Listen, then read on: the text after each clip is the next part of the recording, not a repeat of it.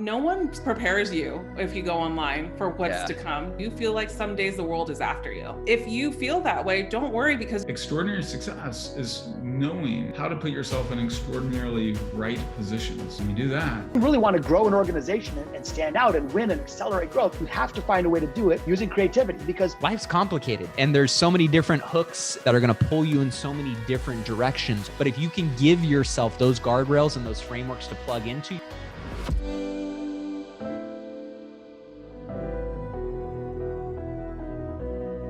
when you want to find your entrepreneurship journey, figure out your learning style first, right? I don't know if a lot of people talk about this, but this is so important. Reason why is because if you don't know your own learning style, how are you going to train yourself of what you project for your future and what you want to see, do, or whatever, right. or be, right? So for example, I'm a visual learner. So what I had to do is I put a whole business plan together of what I wanted to do. In that moment, I didn't know I wanted to be a dating and relationship coach, which I'm going to get there. But all I knew is, what do I need to save? What type of business do I want to open? Who should I be looking at, right? In regards to who should I be modeling, right? Mm-hmm. We'll study the people in different industries, see what they're doing online, look at their courses that they're developing, and see if there is a niche for you in it, right? And then I started thinking, okay, I started listening to entrepreneurial podcasts, I started listening to videos, and I heard a lot about turn your pain into your purpose, turn your mess into your message, right? Yeah. And I think that is so, sometimes it can sound so cliche because everybody says it, but it's so real, right? And so I really had to dive deep, and I always wanted to do something in the love and relationship realm and also in fashion, but in love and relationship, I was scared because I was like, who am I supposed to give relationship advice? Who am I to give love advice, right? So we have those inner thoughts that go through. And then I started studying people in the relationship advice niche, right? And what are they doing? Who do you want to emulate, right? Who do you want to be? And then from there, I had to really, and this is for the audience too, is like, I want you to think of maybe that one devastating thing in your life that you've been through, right? Maybe you had bankruptcy once, and now you're working towards success. Well, that feeling of being in bankruptcy could never, someone that has not been in bankruptcy before probably wouldn't be able to connect to their clients the way that you have, right? Mm-hmm. Or how about someone that was divorced and really suffered for years after a divorce? You can help people overcome their divorce or other ways of what you believe. So there's always something for you, right? So I always say this to clients too, is, and people that are looking for their passion, is start with your business plan. Look at what is, even though you feel like you're not probably an expert in something, but you still have a message to share. So what is that? And niche down on that. What we try to do is, but I can do it all. I can help marriages. I can do this. I can do attraction for men. I can help women manifest love and goo gaga and all this. But who is your primary niche, right? And then focus on the online industry. Learn the internet. This is so important, right? SEO, podcasts, YouTube. Start investing in the areas that you want to be, one at a time. I strongly always suggest YouTube. I think YouTube is so big for entrepreneurs because people can get to know you and they'll automatically buy quicker. And so start to study those things and then come up with a 3-month, a 6-month, and a year plan for yourself and stay on that. When you serve in service, right? Like for example, you help entrepreneurs, and also you dive a lot into personal development and becoming a better person overall. And I love that because I think more people need to do that. We have billions of people on earth. Not you or I can do that for everybody, right? So we need more people to help us and be like, I don't look at everybody as competition. I look at people as healthy competition because they're working with me, right? And so like when you serve in service to others, money starts chasing you. You never have to chase money. Like that's what changes. And that's what I want people to be ambitious, but also too, like we have to think about this too, is Princier says this all the time. And I love it because he says there's no rewind button on life, right? There's absolutely no rewind button on life. We have to live and be present and live our dreams right now. For example, 6,000 years ago, the first language was created. 100 years ago, we had no airplanes.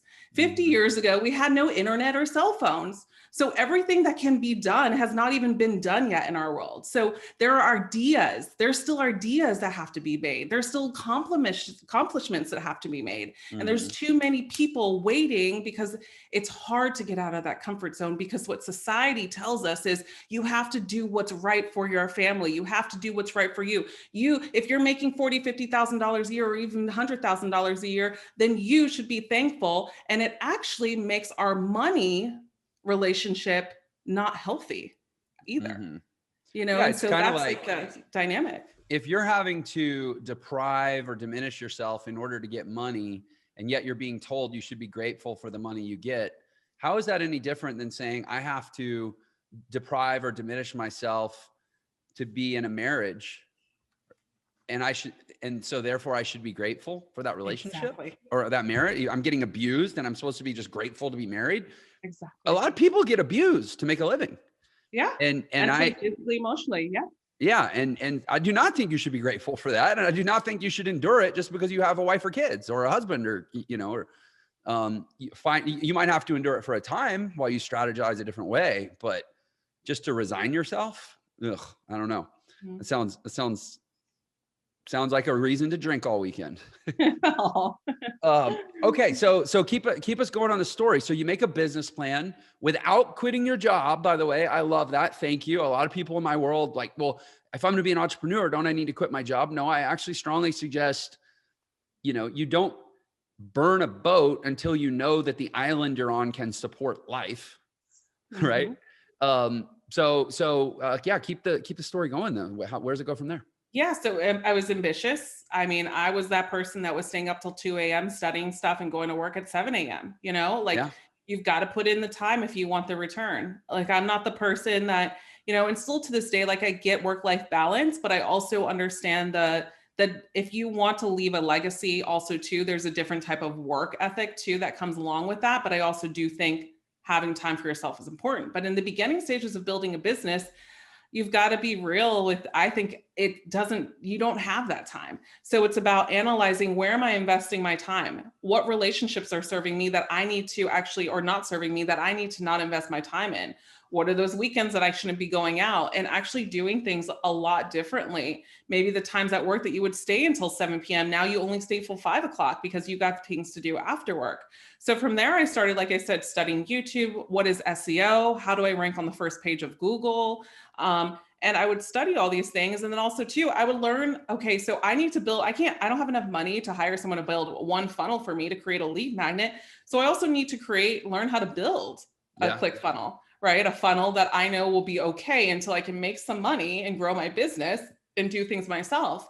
And also the caveat to that is, the more that you learn as an entrepreneur and a business owner, when you hire people, it's very strong when the owner actually knows a little bit about what they do and how to do it, right? Yeah. Doesn't mean that you have to be an expert in it, but there's things that you're going to have to do that you really don't like when you really just want to coach and do it, right? I always hear like so many people saying like, Apollonia, this great friend, he's a great coach, but he's always like, but I need to hire this person. I need to do this. I'm like, no, I mean, how much money do you have coming in? Why don't you take some time to learn this yourself first, bring in some more income, and then you can start hiring people for the right places. And then also too, when you get to that point, I think it's really important to, when you niche down and you study, like, where do you want to grow? I think, like I said, YouTube, look at YouTube experts that are doing it and sharing advice on how they grow their YouTube channel, get some constructive feedback, really niche down. And then from there, start thinking about what are the people that you want to start working with, right? So we can't work with everybody. We just can't all the time. Like, we can't. And so, for example, I niche down. I want to help men with attraction in life, dating, and relationships. That's it. Right. Mm-hmm. So once we niche down, then people understand your message more. And so your audience starts to grow because it's more streamlined, let's say on YouTube or even in Google. And also too, you get clear with the people that you want to help, and those people start coming to you. Right. So it's really about studying, investing your time in the right places and into better habits, and really just laser focus on your goals. And here's a thing that I've learned being in this space now and growing, knowing people, talking to people, studying online. When you get good online, you really know just because someone has 2 million followers does not mean that they're making more money than you. And it doesn't mean that they're making money, right? You have to understand online business module, how it works, right? And so, a lot of times people get mad because they're like, I don't want to sound sleazy online. I don't want to do this. I don't want to make clickbait titles because that's just mean and da da da da. But it doesn't, if we focus on I have so many clickbait titles, it's not even funny.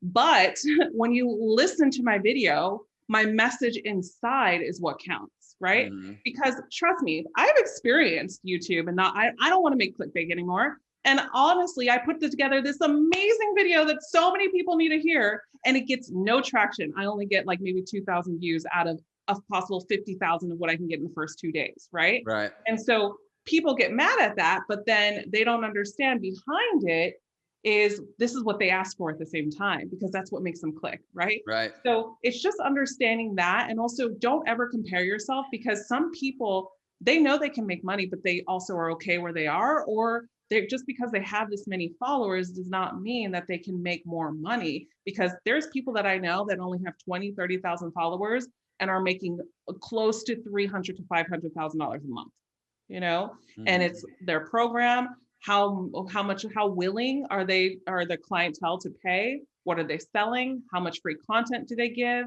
And I think that's really, really important. No one prepares you if you go online for what's to come. It's successful, it's rewarding, it's great because you get to help clients, but man, does it become challenging because you feel like some days the world is after you. Just because you put this one L, because you're selling something, you're a bad person. Right. So you're basically, the people they're telling me my expertise are not worth value, because I believe money is energy. So people that are listening, if you feel that way, don't worry, because you're going to attract people that are going to want to invest in you. You just have to believe that you're investable, because of the fact that when we believe that we're investable, we will get the right people, if that's a word, but we will get the right people that will invest in us because they see something in you. And it's okay that not everybody will, right? And that's why there's different people, right? And so there also comes a point too, which I've noticed in my own clients base, is where they go in, somebody will go in on me for, let's just say, maybe an ad that I just started, right?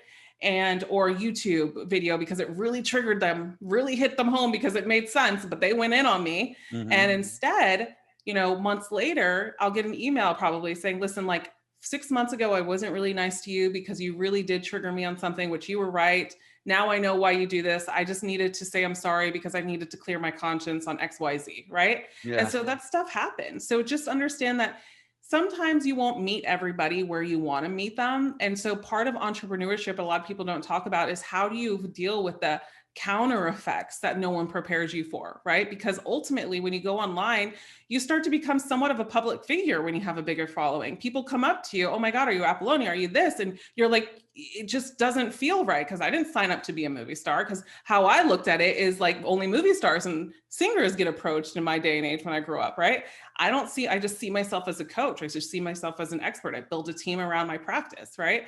And so it's really important to understand too that no one's going to prepare you around this. So always surround yourself around people that support you, other entrepreneurs that you can talk to this about, because there are days that are great, but there are also days that it's hard because someone did a video on you or doesn't agree with you, and all your mission is to help people. And so when your mission really comes from your heart to help, it hurts even more, to be honest, because it comes from your heart. Because people that do it for possible fame, and you can see like how they do their business, and you can know we're all smart, and they're like, give me more bad stuff, give me more, give it to me more, give it to me more, right? And so it's because if their name's talked about, it's like, fine, they have a great day. But when you're empathetic about what you do, especially I feel like with just in general, I can speak for me because I do love and relationship realm, so it is deep.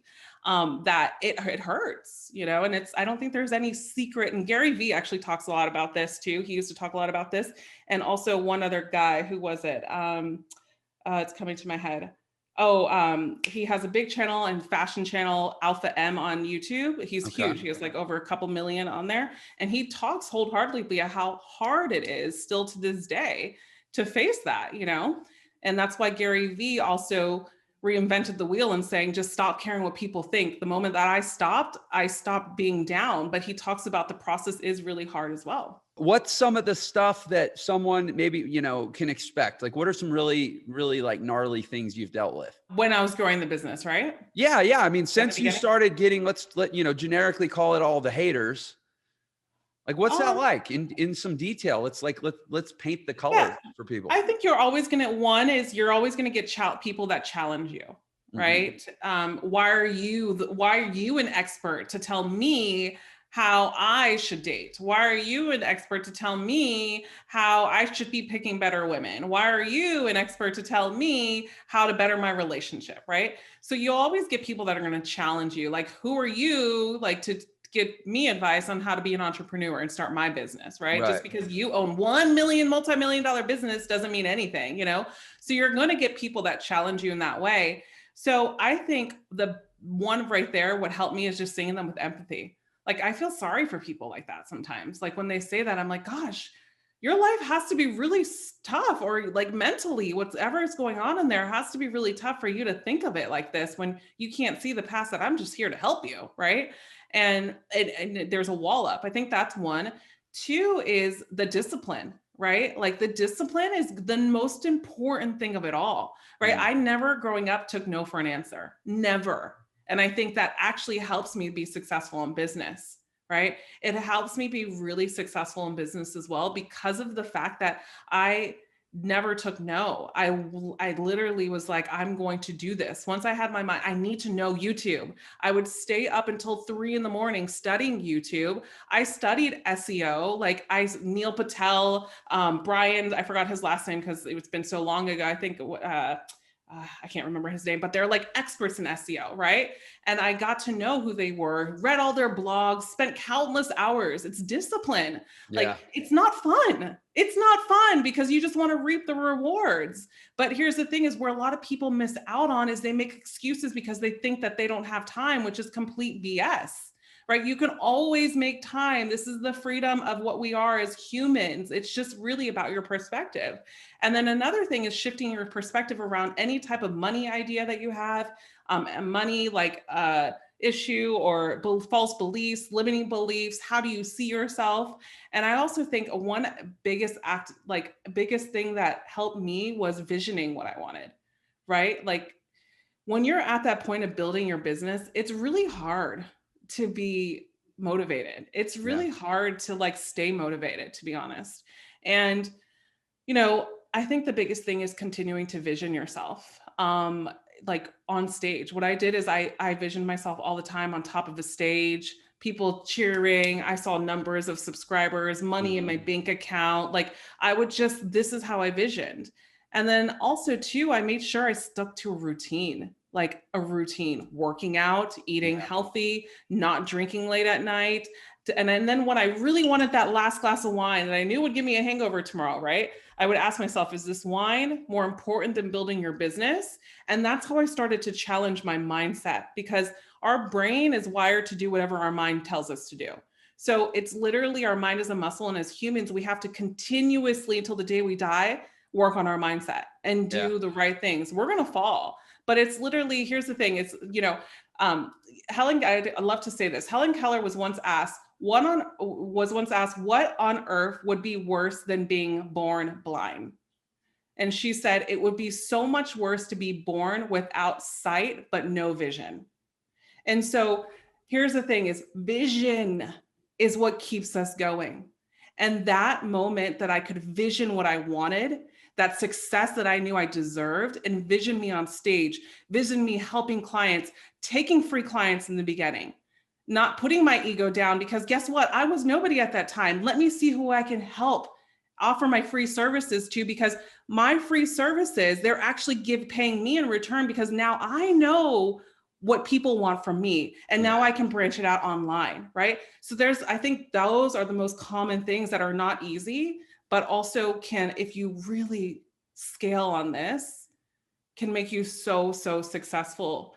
And I can't preach this enough. You've got to niche down. I see so many people getting stuck. I know I've said this so many times. I just want to really come across to people that are listening for entrepreneurship. You've got to niche down. I mean, yeah, I couldn't agree more with that. When you start, excuse me. You would say what? When you start, sorry, because I don't want him to think when you're successful. When you're successful, you can do it all basically if you want to, but yeah. Let me ask you this. Are you, in hindsight of your life and your experience now, are you grateful for all the negative attacking people online, or do you wish they didn't exist? I'm grateful for it. I really am. And let me tell you why. I think that a lot of us, we get to a point in our life where we think that, we think that criticism is bad because of the fact that that's the way that we're not used to it. We're used to our friends or family telling us something's nice, or maybe it triggers us because our family and friends never told us something nice, right? Mm-hmm. But as humans, I think, and also too, as where we live, we have an option to change our narrative, right? And so I'm really thankful for it because I can also change the narrative, because critics keep us sharp. They keep us in the game. They keep us honest too. Yeah. They keep me humble, right? So I'm thankful for them too. And then also critics are a part of our journey in entrepreneurship. They really are, right? We can fit a mold and be happy being home. I can fit my mold. And as a woman, if I want to, or a man can do this too, but stay home and be with the kids, which part of it in entrepreneurship, I can do that eventually. Yeah. But it's what I want to do. I have the freedom to do that, but I'm going to have critics. You should be staying home with the women, with people that are more. And when I think of that, I'm like, oh, it's just, he has more traditional beliefs. That's okay, right? Maybe I should do a video around traditional beliefs. Now you change your narrative, right? Yeah. And now you can literally be sharp because critics keep us sharp. So yeah. Sure. And it's interesting. You can always find, this entrepreneurs do this. We find problems and we process them as challenges. And from that, we develop solutions. And usually we have a better business and make more money, right? So, for you, how would you ever be qualified to coach people on dating if you could not handle criticism and rejection? Yeah. Because rejection is big in dating. Those are huge in dating, right? Yeah. So that's, in a way, it makes you a better dating coach, right? Yeah. Ditto for me as an entrepreneurial educator, right? If I couldn't handle criticism and rejection, how the heck could I teach other people how to start a business, which is like one of the hardest, most, depressing things you can do if you let it. Mm-hmm. And, I've really started asking, I find it's all about the questions you ask. If you ask yourself, is this going to feel good? A lot of times you won't do a thing you should do. But if you ask yourself, who would I have to become so that this thing that doesn't feel good would feel better? You go and then go, well, is that person better than me? Sweet. Problem converted to opportunity to improve. Mm-hmm. And I am so grateful for all the hate and criticism and rejection and attacks, because who I've had to become in 3 years of being highly visible on social media, to where, frankly, that stuff doesn't hurt so bad. Yes. Mm-hmm. I am, and then you build such a much more evolved person. Mm-hmm. And then you build your network of people that support you too. Yeah. And you're like, okay, if you think I'm crap, well, then guess what? Look at everything else I'm doing. Look at the people that support me. I'm on Forbes. I'm doing this. I am credible. So not saying that you need this to be, but at the same time, people are not going to see that if they don't want to, right? But it also feels good as an entrepreneur to have success in those areas, because you're doing this for a reason. So what's the reason at the end of the day? And I also say it's okay to admire someone, understand that you're going to be different than them. But in those times, ask yourself, that person that you admire, what would they do in this position? Would they give into the negative comment and go back? Probably not. And that's what got them there, right? So I love basketball, and I always think of this. I love Michael Jordan, and Michael Jordan was playing on field, and Kobe Bryant used to go to his games, but always was on the top bleachers, right? Couldn't afford it. Him and his dad would watch, and he sat on every game, studied, and wanted to emulate Michael Jordan. So there would be no Kobe Bryant if there was no Michael Jordan. You know what I mean? So it continues.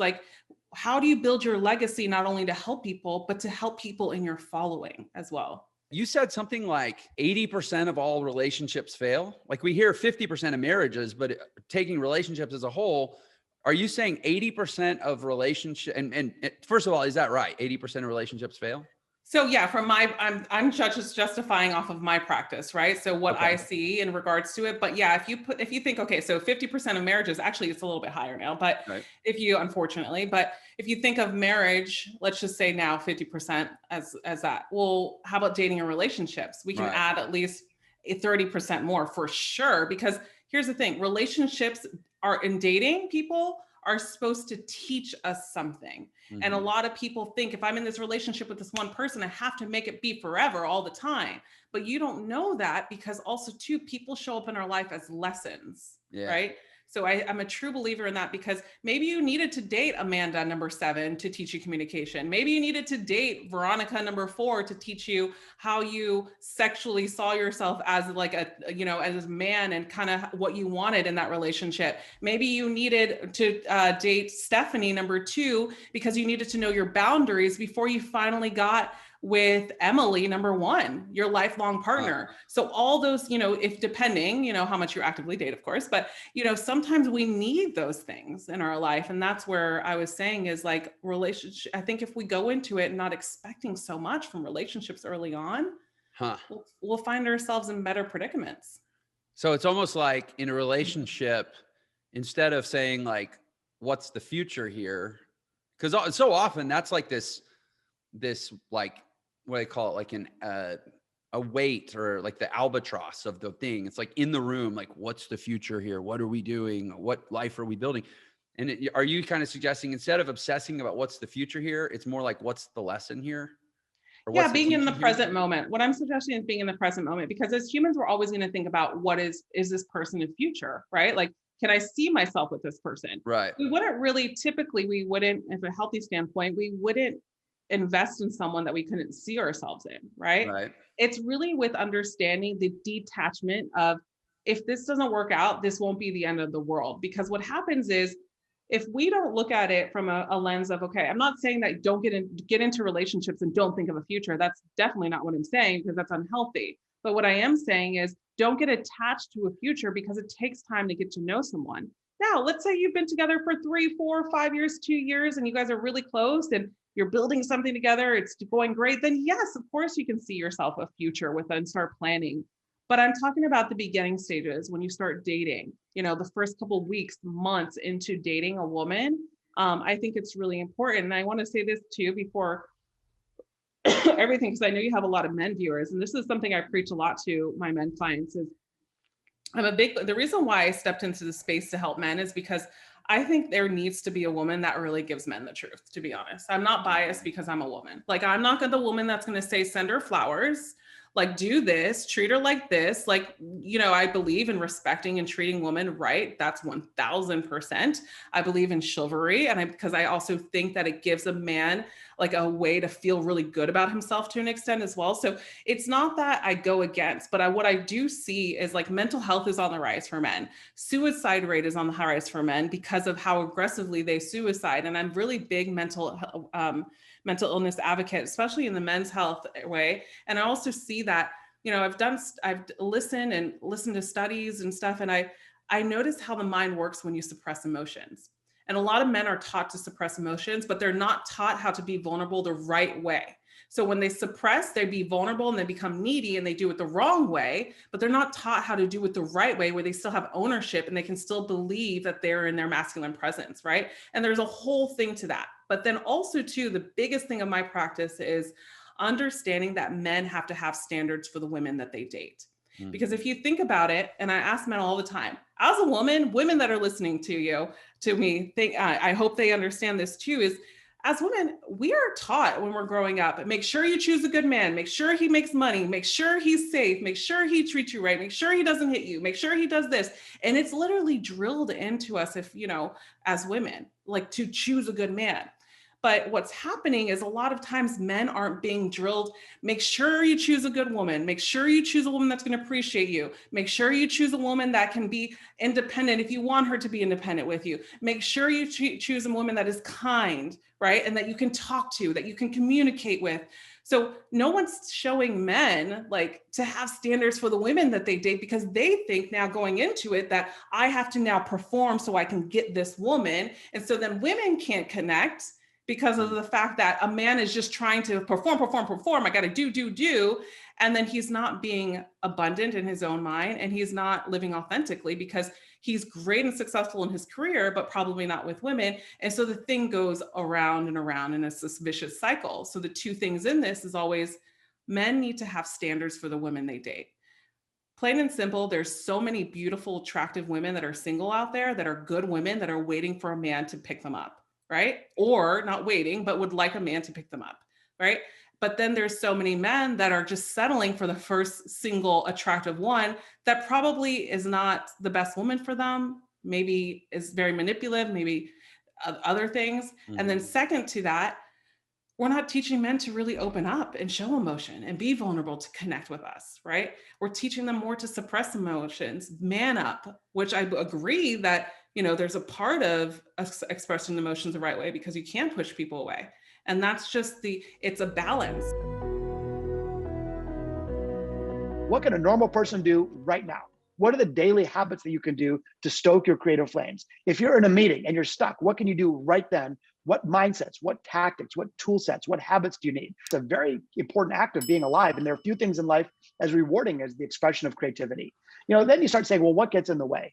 And the biggest limiting issue is fear, not natural talent, fear. So fear is that poisonous force that robs us of our best thinking and often restricts our creativity. Another big aspect is that we think that it doesn't count. There's a minimum threshold. Unless an idea is $1 billion idea or it changes the world or cures cancer, it's not innovative. And that's nonsense. I mean, the whole book that I wrote is around how you cultivating small, everyday innovations can drive outsized results. And so, again, so someone might say, geez, yeah, I'm not Elon Musk. Guess what? I'm not Elon Musk either. And very few of us are. But it doesn't mean I can't be an innovator. It doesn't mean all of us can't be an innovator. You can be an innovative parent. You can be an innovative spouse. You can be an innovative lawyer or dentist. And so I hope that, and one of the things I try to dispel in the book is that, we have to achieve some level that's otherworldly. We have to be Picasso. You don't have to do that at all. And I love capturing stories of even little nuances that people do. For example, here's one for you. On Halloween, we always carve a pumpkin. And so what do? Like everybody else, you carve it from the top. You stick your hand in there and get all the goop all over your arms. Then you got to light the candle. You stick your hand in and get third-degree burns. You carry the thing around. You got to get underneath it, and it's all slippery.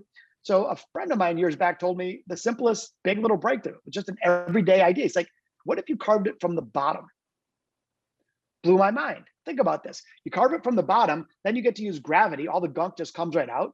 You want to light it. You put the bottom down, place the candle, put the pumpkin over the candle. No burns. You want to carry it around. You get to use the handle that nature intended. Right. So the point is that there are ideas all around us. You don't have to, invent Tesla to be innovative. We can all be innovative, even in our daily lives. You talk about that fear. Fear is like this weighted blanket that it doesn't just limit what we do, it limits what we could do because things don't even occur to us because the environment of fear is so dead. There's nothing, vital and living and thriving about it. But why didn't 8 million other people have that idea? Do you have any sort of methodology or advice on how to break people through the natural limitations of just fear and not like, oh my gosh, there's a bear outside my house, I'm afraid, but more of that nebulous, ill-defined fear that just kind of seems to be floating in the air these days. 100%. Yeah. And I've thought deep and long about that. And the good news is that there are ways to reframe it. And it's largely using technique. So when you and I play jazz, we first had to learn some techniques, the chords, the scales, et cetera, harmonic structure, and then you can break the rules once you know the technique. And similarly, we're basically using outdated techniques and mindsets when we think about expressing creativity, which then allows fear to poison the well. So in the book, I actually cover the 8 core mindsets of everyday innovators. And these came from over 1,000 hours of research and interviews with CEOs and billionaires and celebrity entrepreneurs and Grammy award-winning musicians, but also everyday normal people that doing really creative stuff. And what I discovered is that there are some very common mindsets that we can borrow fairly easily and apply to our lives and our businesses to really make a difference. So one of those is first of all, you're talking about fear. First thing we got to do is we got to shine a bright flashlight on the real risk of doing nothing.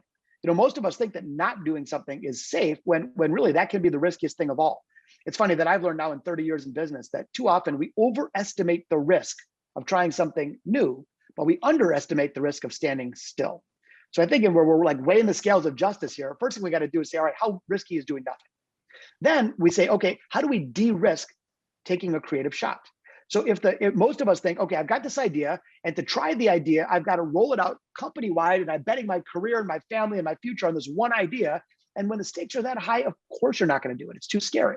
So in the book, one of the principles I talk about is the notion of open a test kitchen, which is borrowed from the food and restaurant industry, but basically it's around the mindset of experimentation.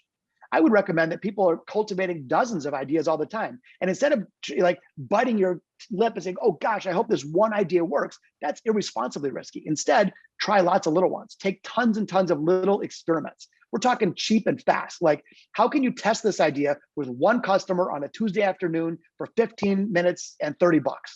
And if that experiment doesn't work, so what? You didn't ruin your company. And and by the way, you're going to discard many of those experiments because the optimal number of failed experiments is not 0. If you have 0 failed experiments, you're not trying hard enough. But then when you show one that works, like, oh, that kind of paid off, you don't then like ring the bell and say, okay, we're going to do this everywhere. Say, okay, let's just double the size of the experiment. And then if that works, double the size of that experiment. So by the time you're actually getting on to doing something that really is risky, you've de-risked the creative process. I've been really thinking about brainstorming. Brainstorming was invented in 1958. And I'm sorry, like a lot has changed since 1958. But we're still using this outdated, I call it a technology. It's like a chord voicing, but it's out of date, So I've developed a whole toolkit, I covered in the book and also online, of 13 far, far better techniques for idea extraction. Frankly, brainstorming is good if you want to yield mediocre ideas, because what happens? You share your safe ideas, but you hold your big ones back because you're too afraid. I don't want to look foolish. What if somebody laughs at me? What if the boss doesn't like my idea? So again, it's just an ill-designed exercise. Here's a fun one for you, one of 13 that I cover, but the technique, Jeff, is called role storming. Role storming. So role storming is brainstorming in character. In other words, your brainstorming is if you are somebody else. So let's say you were taking on like a real world business challenge, but instead of being you played the role of Steve Jobs. No one's going to laugh at Steve for coming up with a big idea. They might laugh at Steve for coming up with a small one. So now you, AKA Steve, are totally liberated. You could say anything you want, 0 fear whatsoever. And the way it works is really simple. Take an actual real world problem or opportunity you're trying to solve and pick any character you want. So if you have 10 people in the room, each person chooses their own character. One person can be Miles Davis. One person can be Mario Andretti. One person can be Hemingway. One person can be Kim Kardashian. You can have a villain. You can have a literary figure. You can have a supermodel. You can have a 4-year-old. You can have someone from 80 years in the future. And each person like gets in character and stays in character. And how would Miles Davis answer this question? And what you'll find is, first of all, the creativity lights up the room. Everyone's having a great time. And you push your creative boundaries without any fear whatsoever. And so I know you have a lot of entrepreneurs and leaders that listen to this podcast. And I would say that, so we talked about how you can individually come up with ideas, but what do you do as a leader? And really the key to a leader, I believe, what job number one really is helping to create optimal conditions so that the creativity of your team can flourish. If you have a 1,000-person company and only 4 people are allowed to be creative and the rest of them are just like doing their job, you're missing a natural resource that is profound. So the key is, again, rituals and rewards that support the desired outcome, which is creative ideas. Here's an example. One of the people that I interviewed in the book is this really cool guy in the UK named Trellin Restorick. You don't know who he is. He's not a billionaire. He's not a celebrity, but he's running a 55-person really cool company. And I was asking him, hey, how do you keep your people engaged and leaning into change and taking responsible risks? Well, he told me about a ritual that he does, which I just love. He tells me every week we have F up Fridays. He says the whole word. I'll just be, politically correct here. Right. But F up Fridays go like this. They have a big brown bag lunch for the entire company. And one by one, each person stands up and shares, here's what I effed up this week, and here's what I learned from it. And when they get to somebody that didn't F something up that week, they're like, well, why not? What are you going to do next week? What are you going to try next week? And so what they have here is he's created a public ritual that celebrates responsible risk-taking. It acknowledges that we need some bad ideas to get to the good ones. It shows people that being an artist, being a creator is part of your job. I mean, simple ritual, and it completely lights up that team. So I think that, and I cover many similar examples in the book, but as leaders, I think we really got to be thinking about what can we do to foster creativity, because that's the most powerful natural resource at our disposal. Things like having good service or good price product mix or being on time delivery or high quality, those are just the ante to play. That's table stakes. And if you really want to grow an organization and stand out and win and accelerate growth, you have to find a way to do it using creativity, because most of the other things have become commoditized or outsourced or automated. And being creative on a daily basis, each person in your company, that's the single most powerful way, in my opinion, to drive entrepreneurial success. Well, and for the employee, it's, within reason, depending on your role, but across the board, I would say it's also a great way to make sure you don't get replaced by a machine, because most jobs are probably on a 20-year trajectory to become obsolete, taken as a percentage of the workforce. But create, value innovation, which is a book I really love is the Blue Ocean series of books. And that's, value innovation, that ability to innovate in the context of the objectives of the business. That'll probably be the last thing that we can code into some AI. It's always going to take humans. I think you're right. And so not only is it job protection, but it's also intrinsically very rewarding to be creative. So talk about boosting morale and engagement and, in a talent war for best people. If you want to get the best and brightest people, you got to create an environment where they can be part of the artistic process and leave their fingerprints on the overall outcome. The other thing though, so when you think about blue ocean strategy, that's really good if you're a CEO. You're like, okay, I want to set the course and find my blue ocean instead of the red ocean. Awesome. But what if you're just like the head of customer service, or you're in the legal department, or you're, bolting on stuff in an assembly? My position is that you don't necessarily have to discover a whole new blue ocean, because maybe that's outside of the purview or the span of authority that an individual can make. Mm-hmm. But all of us, and I mean all of us in every role, can find more creative ways to do the job. It might be finding a way to make a construction site more safe. It might be finding a way to boost efficiency or cut costs. It might be inventing a new product or service. But the point is that I think our job as leaders, regardless of how many people we have in a company, it's how do we make all of them artists? How do we make all of them innovators and creators? I'm curious, what is you've already given some, but are there some more very, practical, like ground level tactics that you can implement in a company? Again, I'm asking totally selfishly, to create the environment that produces what you're describing. Yeah, for sure. So I've researched creativity in organizations for now a couple decades, and certainly practice all of these things that I preach. And I'm always evolving and tinkering and stuff. So I'm not saying it's perfect, but I've done a bunch of stuff personally, just on the outside, and then I'll share one internally. But one company that I interviewed did a pretty cool thing. They issue every year, they have a Failure of the Year award. So they celebrate other stuff like the Team Member of the Year, but here they have the Failure of the Year. It's for the team or individual that had a great idea. Their numbers made sense. They went for it. It didn't work out at all. But instead of getting sent to corporate timeout, they get a standing ovation.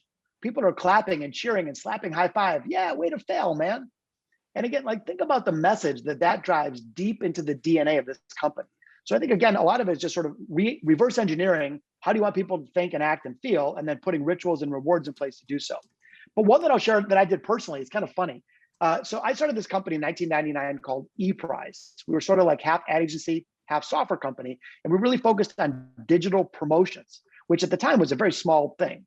So anyway, by 2004, we were way ahead of the competitive set, which was awesome. And I know most people aren't that lucky, but I was actually worried that our team would start to become too conservative and not push the creative boundaries and get complacent. And I realized that often your greatest ideas are faced when you're up against a competitor. Yeah. And since we didn't have a real world arch evil nemesis, I made one up. So I had a whole company meeting, all 500 people. I brought them together and said, all right, guys, there's a company out there that's bigger than us, faster than us, more profitable, more innovative, better clients, better investors. And I introduced them to our fake made up nemesis, the Slither Corporation. They knew it was fake. I wasn't trying to pull a fast one, but anyway, this became part of our culture. There's this company that we imagined in our minds was the ideal competitor that never made a mistake, that never missed a quarter. And so this became part of our culture. So for example, Jeff, we would say things like, before Slither, I would say, hey, we need to reduce our production time. How should we do that? People would freeze up. They don't want to say the wrong thing, etc. So then we started using Slither. Later on, we'd say things like this. Our spies at Slither just got a report that they reduced 2 days out of their production time. How do you think the folks at Slither did that? And in this case, people were just liberated. And we do all these things like, hey, what's your counterpart? What's one thing your counterpart at Slither is doing differently than you? And so everyone knew, and I'm not being glib about it. I know most of us have real world competitors, but imagine for a second that Warren Buffett and Bill Gates and Mark Zuckerberg each put $1 billion on the table, and they opened up right down the block from you or whatever your businesses are, those that are listening, and said, our whole goal in life is to take you down. And we've got no baggage of the past. We have no history. There's no right way of doing things. We're going to start with a blank page. What might they do differently? And what could we learn from it? So the idea here, the technique that I use, which is wildly effective, is invent your ideal enemy and imagine what they might be doing differently than you. And by the way, anyone who's listening to, back to our principle of testing, someone might say, oh, yeah, that's cool, but I don't know if it's for me. And it is really going to work 10 years from now. Don't even worry about that. We all have a to-do list. What about a to-test list? So if you hear an idea like that and you're like, that might work, it might not, just say, okay, cool. Is there a way I could try it for a week? Could I try it in one meeting? Can I try it for 30 days? It just like Jeff, I would say, try that on it. And if it works for you, keep it. And if it doesn't, try the next thing. And when you get into this notion of testing instead of making wide sweeping global permanent change, it is the most liberating thing ever, because it takes all the pressure of getting it right off your shoulders and you get going. I'd rather you get going and try something and pivot and adapt as you go than wait too long and miss the opportunity altogether. A couple other thoughts, just because I'm so passionate about it, that I learned in really putting this book together, that I just want to share, because, entrepreneurs, regardless of the size of your business or the field that you're in, share some similarities. A couple other principles that might be helpful. One of them I call start before you're ready. And the notion is that too often we wait. We wait for permission or a directive or till we have some bulletproof game plan or some evidence that never comes. And what do? We either wait and never get started, or we get started too late. The principle that I share here that innovators tend to do is they just get after it. They dive in knowing full well they don't have all the answers, knowing full well they're going to make mistakes, knowing full well that the beginning is going to be fairly messy. But then they're willing to course correct and adapt and be agile along the way, pivot, move. And that's actually a more productive approach. So that's one principle I think all entrepreneurs can really borrow from, is this notion, start before you're ready. And I'd love your thoughts on that, Jeff, but I have a couple other ones that might be of value as well. One of them that I recommend entrepreneurs think about is this principle I call in the book, don't forget the dinner mint. And I'm sure that you've been to a nice restaurant, and at the end of the meal, they say, oh, before we bring you your check, here's a lovely little piece of chocolate from compliments of the chef. And it's because it was the surprise and delight. Like if you ordered it, it would be nice, but because you weren't expecting it and it was extra, it just transformed your whole meal. And the cost of that restaurant, percentage-wise, was less than 1% probably of the overall meal, but it made a real difference. So one thing I would recommend entrepreneurs think about is this. As mentioned earlier, just basic good quality service and price and stuff, that's table stakes. So what I recommend people do before you ship any work product, whether it's a marketing campaign or sending an email or making a presentation or designing a product, is say, okay, is there a 2 or 3% plus up? Could I add a little creative flourish to make it completely transcendent? And just a couple of really quick examples. There's a hotel in Orlando, Florida, called the Magic Castle. It's not a Disney hotel. It's like a lower level hotel, just like hundreds of others. And everything about the hotel is just like everybody else. Same room, same, location, all that other stuff, price point, except for one thing, their dinner mint strategy. When you're at the pool, you walk up to the pool and there's like a bright red phone, kind of like the bat phone mounted on the wall. And you pick up the phone, there's not even a dial on it. And all you hear on the other end is they say, what flavor? And you say, grape. And then within minutes, an attendant walks out wearing white gloves and on a silver platter presents you with a popsicle, a grape popsicle. So this is a popsicle hotline that everybody gets free popsicles from this cool popsicle phone. And guess what? The cost of that compared to their real estate and their labor force, their insurance and mortgage and blah, blah, blah is negligible. But that one teeny difference, that one plus up, that one dinner mint completely changes the game for them. Dozens times more Yelp reviews. They're booked constantly, even in a tough environment. They're crushing it. And so the point is that each of us can have a dinner mint in our own way. A dinner mint could be a little extra value of any type. It could be a creative flourish. It could be an add-on. It could be faster is a dinner mint. It could be more variety. That's another dinner mint. But I think that entrepreneurs need to say, okay, just to be a base quality competitor is one thing, but what can I add to that to make it even more special? Just one other quick example. There's a woman named Melissa Tabbs, and her family was from Italy. They were gelato makers in the old country. So she comes to the US and she goes to New York City and wants to create ice cream. But how do you possibly compete in New York as an ice cream? Like, you're offering a bowl of vanilla ice cream. I mean, that's pretty vanilla. Like, that's a Right. commodity. And she just knew she couldn't make it. So she said, okay, I got to do one little something extra. What could I add to make me totally separate? And she has this idea. She noodles around with the manufacturing process, and she launches her company, which is called Tipsy Scoop Boozy Ice Cream. It's alcohol infused ice cream for adults only. So there are flavors like, chocolate, raspberry, limoncello, and there's vodka, cake batter martini, and there's, margarita, this and that. And so all of her flavors, and again, percentage wise of her overall cost structure, even the percentage of the alcohol in the ice cream is negligible. But now she's the one ice cream store that's different. She has two vibrantly flourishing retail stores. She has a corporate catering business. She has a best-selling cookbook. She ships her ice cream to all 50 states now, and she's the boozy ice cream person. And so the point is, whatever our core business is, great, let's do good quality work. But then we got to say, what can we add to it to make ourselves really stand out? What's your dinner mint? The thing I love is that, this dinner mint approach, again, the whole book that I wrote, Big Little Breakthroughs, tries to dispel the myth that we have to solve wide sweeping global problems in one fell swoop, that we have to wait around until we have the perfect transformative idea. This is back to these little ideas that add up to big things. So if you said to your team, hey, I need a single idea that's going to drive revenue by 80% next month, like, everyone's going to freeze up. If on the other hand, you said, hey, what's a dinner mint? Everybody show up with one little teeny add-on that we could do to make our customers more happy. Everyone will show up with ideas. So when we make the innovative process small instead of big, it's liberating. It just makes it so much better. By the way, just this dinner mint thing, I'll share one other story. Now I'm getting everybody hungry, but there's a restaurant in New York City that I wrote about in the book called 11 Madison Park.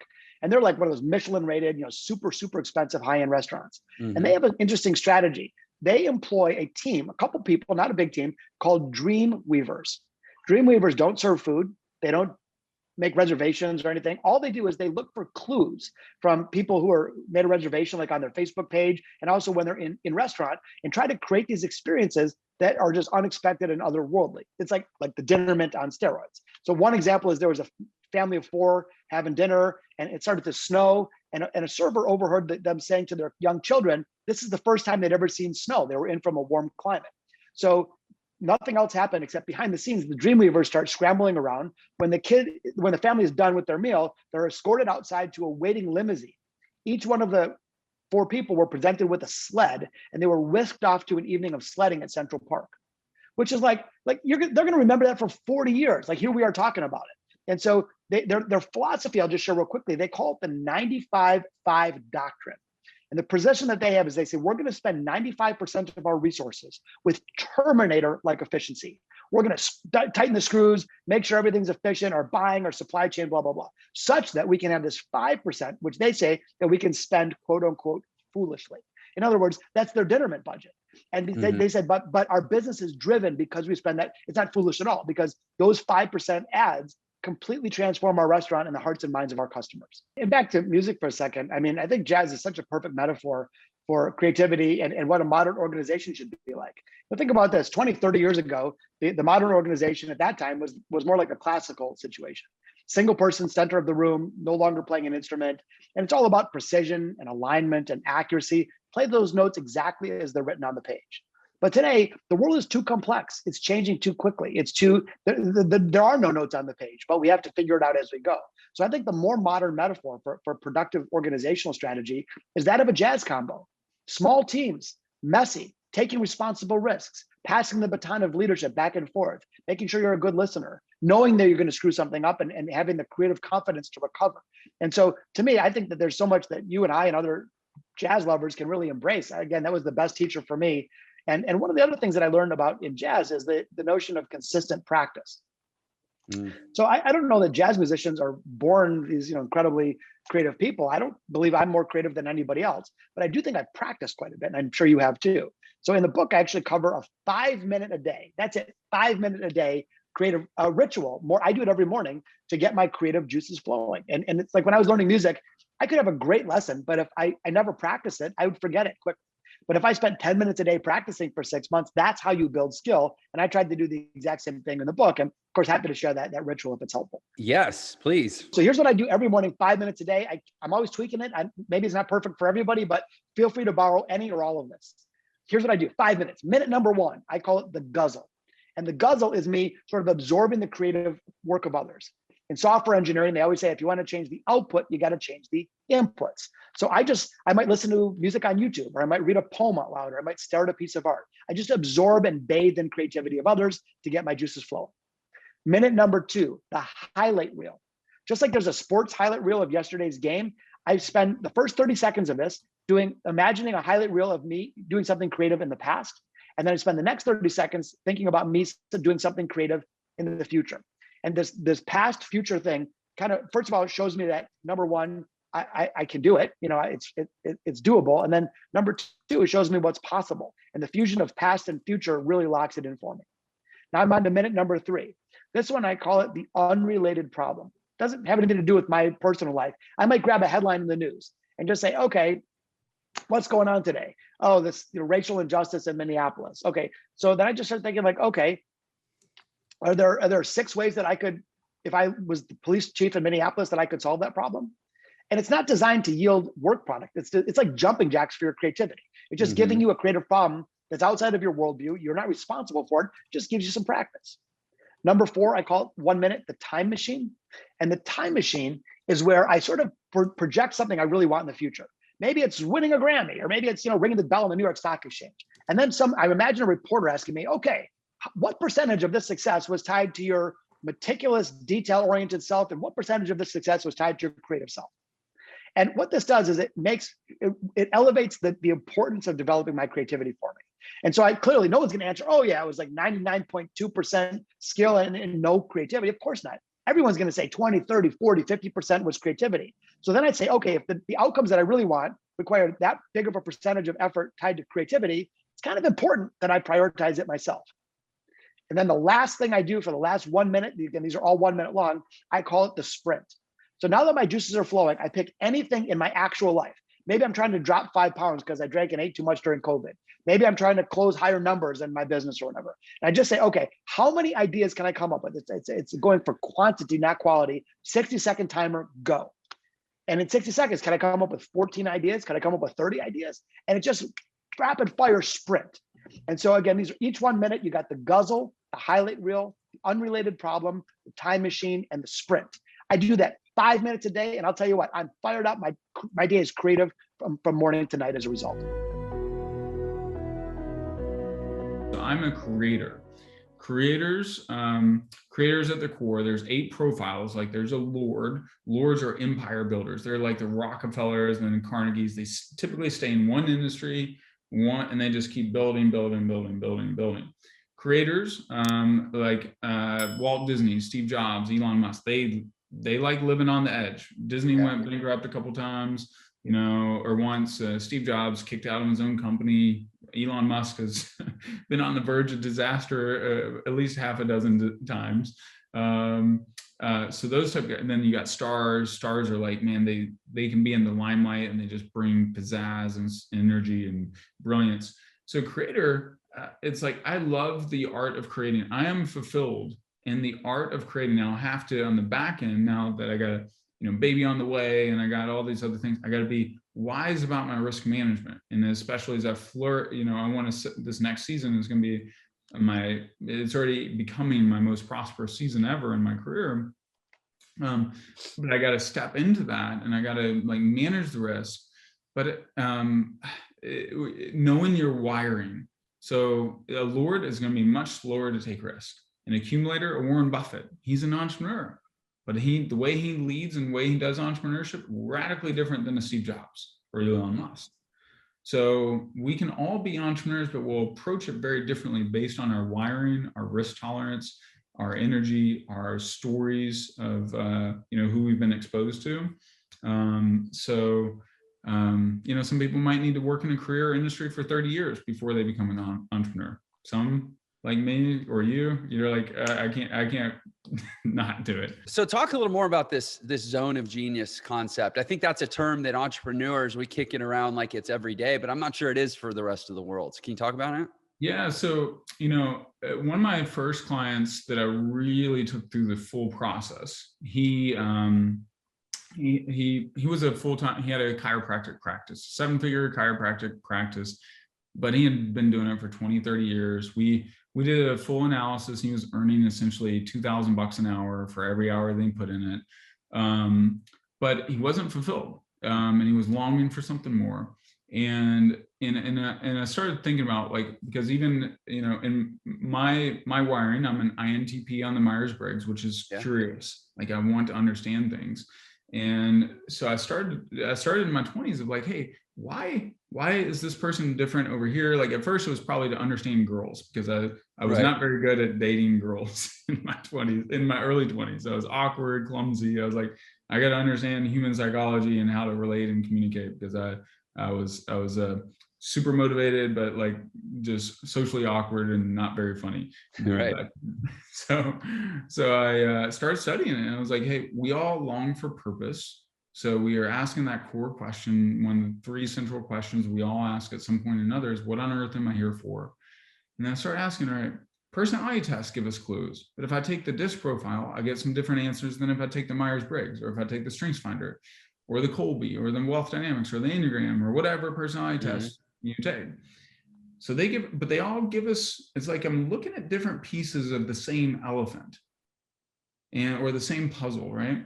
But then our relationships, there's clues in our relationships. Like that, I love talking to guys like you, right? Like, we're up to something, we're creating, we're innovating, we're taking risks, we're living on the edge a little bit. We're making something out of nothing. Right.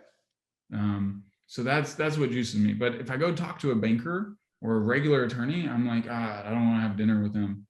It's just death to my soul. So I was like, so I started paying attention to that. Then the next thing, life experiences.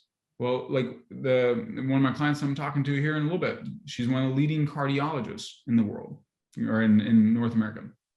And guess what? She wants to start this movement around heart intelligence and heart awareness. So that's a clue. She doesn't really want to be a cardiologist anymore, like in the medical field, but her life experiences gave her clues that, hey, you studied the heart for some reason. You were drawn to that.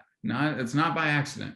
Then the last piece is the values and passions. Like, there's things that we stand for, and there's things that we stand against. So when you put all of it together, and then you have innate passions, and just, you could learn about this all day long. Like, if you look in my office, I got probably 100 books that I haven't read, and at least 500 that I have read. Right. I'm still curious about all these things. So then you put them all together. No one had organized the accumulation of clues in the way I started organizing. And then, like, I literally talked to someone bought a one-on-one session with me after they bought the course and did all the homework. And she's like, Mike, if I had taken this course before I accepted this new job, I would have commanded a 50% better salary, because I would have known how to position myself, and I would have owned my greatness and my worth at another level.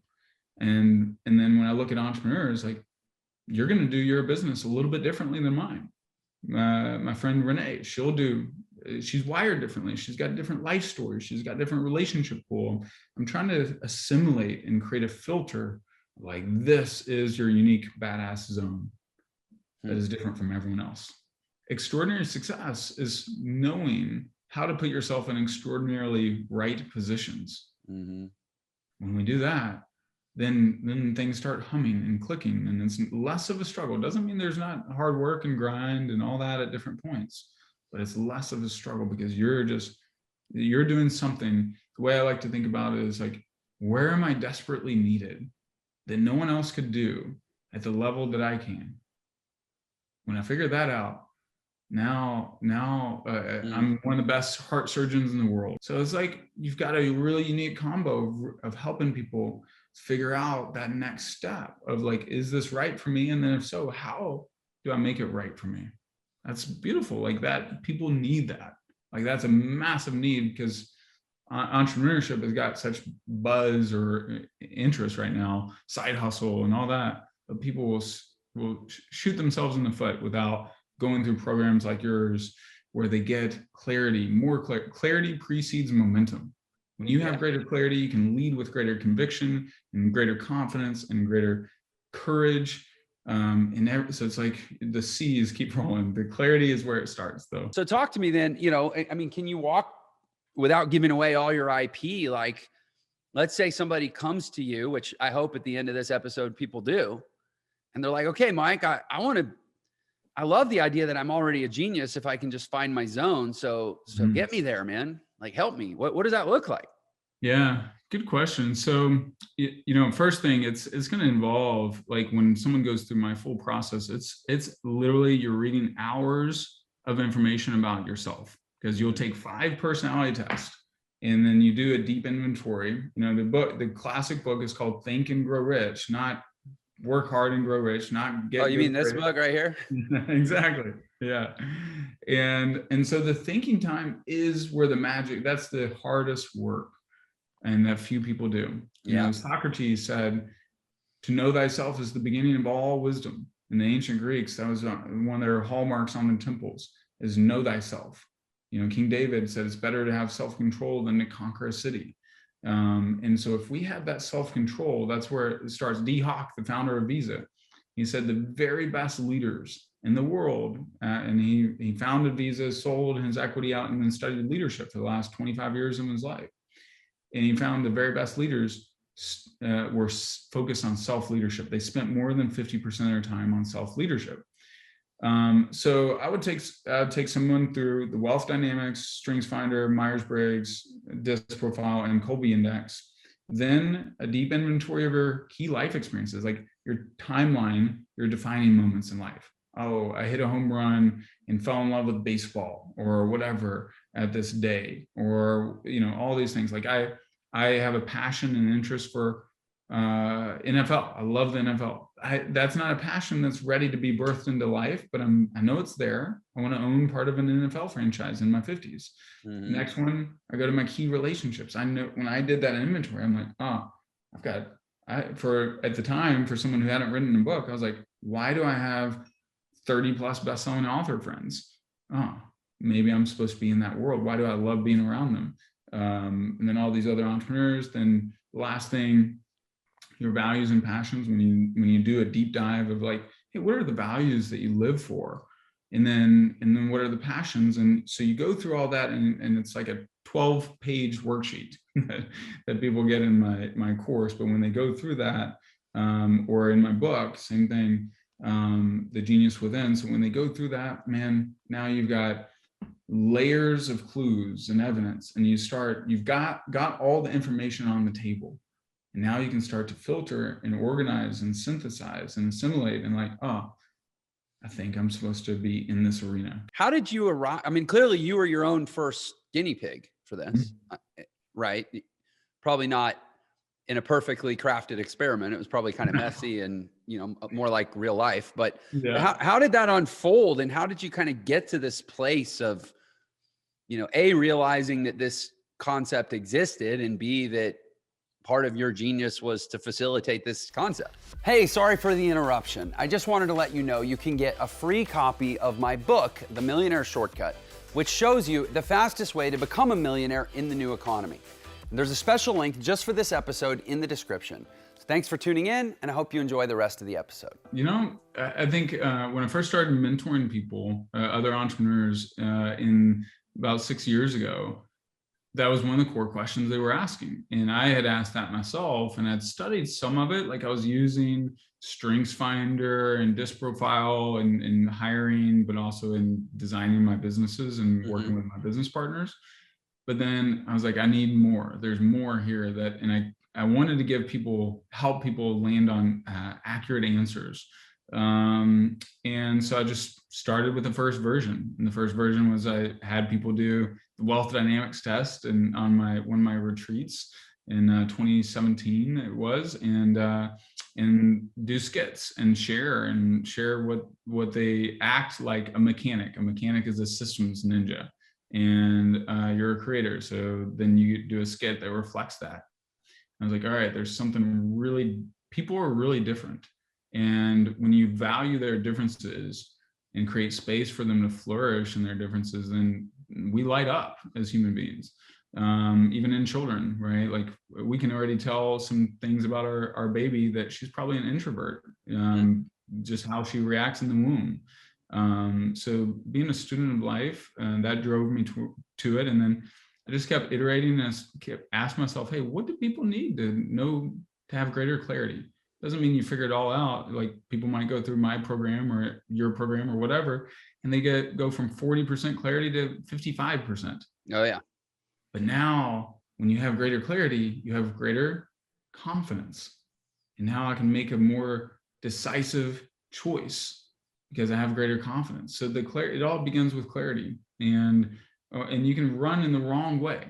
I've run hard in the wrong way, and it will cost you more pain, more sorrow, more money, and sometimes cost relationships too.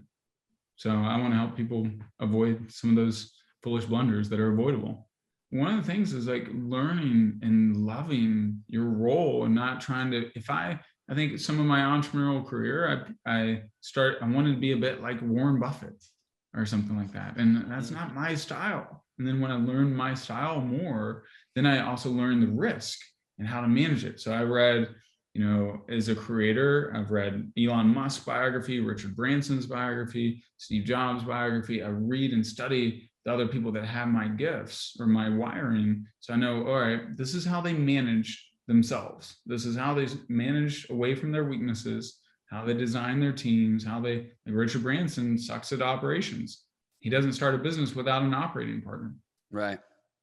So like that's in my head. Like, how do I do more and more of that? Yeah. It's interesting as an entrepreneur, typically entrepreneurs are going to be at least part visionaries, right? Like we see possibilities in the world that don't currently exist and that a lot of people may say never could exist or would exist, but we see it, we believe in it, we go after it, we create it. And when we win, the world change. It's actually, what's that quote by Bertrand Russell? I love this quote. And he says, the reasonable man adapts himself to the world. The unreasonable man persists in trying to adapt the world to himself. Therefore, all progress depends on the unreasonable man, right? We're unreasonable. That's part of entrepreneurs. And we tend to like other unreasonable people like you and me. But man, you and me, putting you and me together to run a business would probably not be a great idea. No. You need operators. Yeah. And you need, frankly, more. It takes more of them than ideators and visionaries to build great things. And so 100%. To learn to value, this has been one of the biggest breakthroughs for me. To just I have fallen deeply in love with people that I used to think were annoying. Mm-hmm. Because they want to ask, well, how are we going to do that? They want to ask these annoying practical questions, right? And I've fallen so in love with them because you can maybe make yourself 6 figures. If you're lucky, you might even make yourself 7 figures, but you want to build something that changes the world. Never mind the number of zeros. You got to fall in love with all the stuff that you don't naturally like. Yeah. And you look, for us as creators, you might be a creator on the Wealth Dynamics. Is like Walt Disney has been gone for 40, 50 years, right? How many employees does Disney still have? 250,000 or something. I mean, it's crazy. Yeah. And how his vision is still being carried forth. His ideas are still being carried forth. We were just at Disney World a few weeks ago, and there's this story of in the 70s, I think, when Walt died. He died right before Disney World opened. Yeah. And someone came to his brother Roy, and was like, man, it's such a shame Walt never got to see this. And Roy said to him, you're wrong. He saw it before any of us did. He saw it the whole time. Yeah. He had it in his head. And then Walt, to his credit, knew how to have the right partners and support and execute to bring that to fruition and appreciate that. And that's why Disney is still carrying on, and it wasn't just another half-baked idea. Walt was probably sitting there going, I think it's a damn shame that it took everyone else so long to see this. Yeah, exactly. Speaking of Disney, I love that organization. For one, I have a 4-year-old girl, so I get to play Disney princess dolls every night before bed. The amount of invention that goes on in Disney World. I read an article a couple of weeks ago about why there are it's in Florida, it's in a swamp, but there are virtually no mosquitoes at Disney World. And the amount of science and thought and planning and operational precision that goes into just keeping the place generally free of mosquitoes is unbelievable. It's the largest single site employer in the world. It's larger than many pretty good sized cities, and nowhere on the entire surface area of Disney World is there more than like 6-inch diameter of standing water. Yeah. That's not circulating. There are no puddles in Disney World, because mosquitoes breed in still water, right? And that's just one of the things, like, and to build your life like that. Imagine a metaphor saying my life is going to be as expansive as Disney World, and yet as precisely crafted such that there's not even a 7-inch puddle anywhere to be found. Yeah. And that reflects back to the culture, what we talked about with Drucker earlier. Culture eats, what's the other thing? Culture eats strategy. Culture eats strategy for breakfast. Yeah, exactly. I think that's actually what he said. You're right. Yeah. I messed it up. So sorry, Peter. Well, it sounded really good the way you said it too. I wrote it down. I was like, that's good. But, he built in the culture, and the culture of innovation, the culture of ideas, the culture of the standard of excellence as well. So it's just a beautiful illustration of like, hey, build out the culture. Like, as we're building out a business, what is the culture that you want to reflect? What's the environment like that you want to reflect? Like, even in that, for example, for us, even in that tough season, we still went to Europe for a month. Nice. And the next year, we weren't out of the hole yet. We still went to Europe for a month. We went last year in the pandemic. We were snuck into Ireland. Went to Ireland for 6 weeks. Then we went to Florence and Italy and other spots for another 3 weeks. So we were over in Europe longer than we'd ever been last year. And you just figure out, hey, what's the culture that you want for your home, for your work, for everything else, and then figure out how you're uniquely designed to contribute to it. Tell me more about this travel. You go to a great city every year, and as I understand it, spend like a month just totally nurturing self in a different city every year. You travel the world. What is it about that's so revitalizing and or essential? I don't even want to use revitalizing. That may not be the word, but like, what is it about that's so essential for you? And how did you figure out that it was what you needed to protect for yourself? Good question. So first, it kind of started, I read 4-Hour Workweek, which most of us have. Right. And I read it like 4 times in 1.5 year period. And then I did my first mini sabbatical to Buenos Aires and was there for 6 weeks. And that was when I was active in real estate, and I figured out how to unplug. And I literally did not take one single work phone call after the first week for that time. Wow. And so I unplugged, had things set up. It was beautiful. It was renewing. It allowed actually space for me to recreate myself at the time, because at that point I was 3 years into my real estate career, and I felt like if this is all I do, my soul is going to die. I'm made for something more. So next year I came back, started 3 different businesses. One is socially minded car dealership. It went on for like 7 years. We gave away cars to single mothers in need as well as part of our mission. That was kind of a fun, cool creation that I for the first time really felt like I architected out an organization, a culture, and designed out this business at a higher level. Then I was like, hey, I want to keep doing that. And I was also dating a French girl at the time. So I had to go over to France for a month, come over to London for a month. She came over here for a month, things like that. But then I fell in love with that. And I was like, hey, I also watched this TED Talk called The Power of Time Off. Stefan Sagemeister. He's a top branding expert in New York. And he would take every 7 years, he would shut down his whole branding and design firm, which is one of the top in New York City at the time, and shut it down for 1 entire year. And literally put a sign in the door, sign on the website, we're shut down for the next year until October 31st, 2020 or whatever. And he would come back, and his team, he'd pay his team, they'd all be paid. They come back and they were stale in ideas and creativity at the time that they left. They come back, they're cutting edge, like creativity is flowing and ideas and energy. So I was like, hey, I love that. I don't know how to do a year yet, but I want to do a month. Now, I haven't fully, in the last several trips I've worked while I'm there too. So it's I've just relocated where I'm working.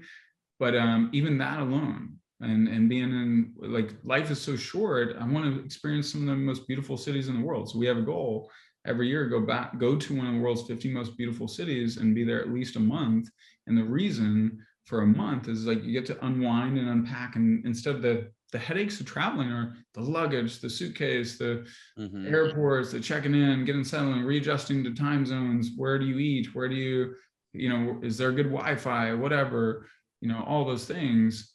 But if you're there long enough, like we were in Florence for a bit in September last year, and it was our favorite trip, our favorite time to Florence, even though I've been there 6 or 7 times. One of the things I want to say as well is, when we live with the rules that are handed to us instead of recreating rules, like you and I, we're recreating our rules, right? Like I said, hey, no matter my financial circumstance, no matter my business, I'm going to be in Europe or one other 50 most beautiful cities in the world. And then I'm going to reverse engineer how I'm going to make it happen.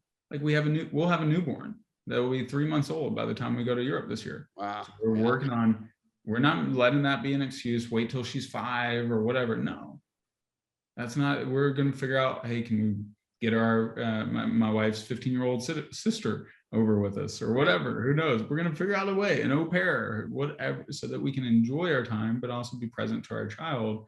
But we're not going to let that hold us back from experiencing the life we want to create. If you're not good at selling, if you have this mindset block with selling, you got to get rid of it. You have to get rid of that. You have to realize you're still doing a good thing. You have to figure out how to not be salesy and, be vulnerable with people, put the value out there. Listen, your job is to tell them about the products and help them solve their problems with these products. And their job as an adult is to figure out if they want to buy it. Whatever your business is, so many people still have these blocks up, these mindset blocks of sales. They don't want to be salesy. They don't want to push people away. They're afraid to ask for the sale, to close the deal. And it prevents success. When you don't really know what sales is, it can feel scary. I'll give that. But I don't think that once you realize what sales really is and the strategy and listen, we're just identifying the problem. We're giving them the solution to their problem with our product or our service. And we're saying, is it for you or is it not?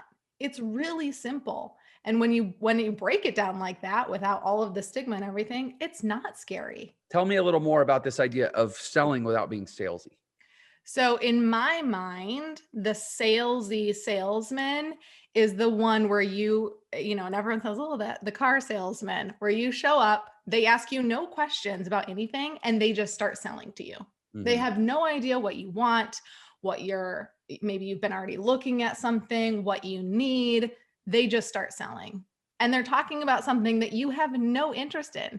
You're like, they're trying to sell you this sports car, and you're a mom or a dad with 4 kids, you got to get a van, right? And you're like, okay, stop. You don't even want to get to know me to sell me what I really want or need. I don't want the minivan, but I don't have a minivan. So that's salesy, right? So not being salesy is really genuinely caring about someone and what they want and what they need. People buy what they want, not necessarily what they need. Mm-hmm. So caring about what they want, asking questions to learn more about what they want, and then figuring out if you have the solution for them. And if you do, you present that in an offer. And then they buy or they don't buy. Sounds so simple. Why do you think, look, I get the whole card salesman, smarmy stereotype, but that's not how sales happens nowadays. So how is that prejudice and that stereotype even still a thing that pervades our consciousness, that we're scared to just freaking sell? Because if nobody does that, then nobody can ever get paid. I think it's a fear, and that's just what someone told a story once about someone that they heard through the telephone game. And so they're so scared that that's going to be them. They're worried about what someone's going to think. They're worried about pushing someone away. They're worried about looking like this or sounding like that. And it's really just fear coming up with all of the excuses in the world so that you don't have to step outside your comfort zone to get more comfortable in it and make the magic happen. I get that it's scary, but asking girls out was scary. Because same reason, you don't want to get rejected, right? Mhm. But I wanted a girlfriend or I wanted a wife, so I overcame the fear. So that's what I don't understand is people want money. They want prosperity. They want freedom. They want options. They don't want to be stuck in a dead end job. And honestly, if you can sell, you're never stuck in a dead end job. You're the most in demand. I mean, the highest paid people in my organization are the salespeople. Mm-hmm.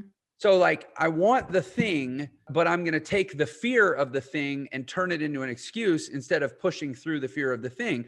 We do that with sales, but for some reason with like dating, we don't. So I'm curious, what do you think is the difference? How bad do you want it?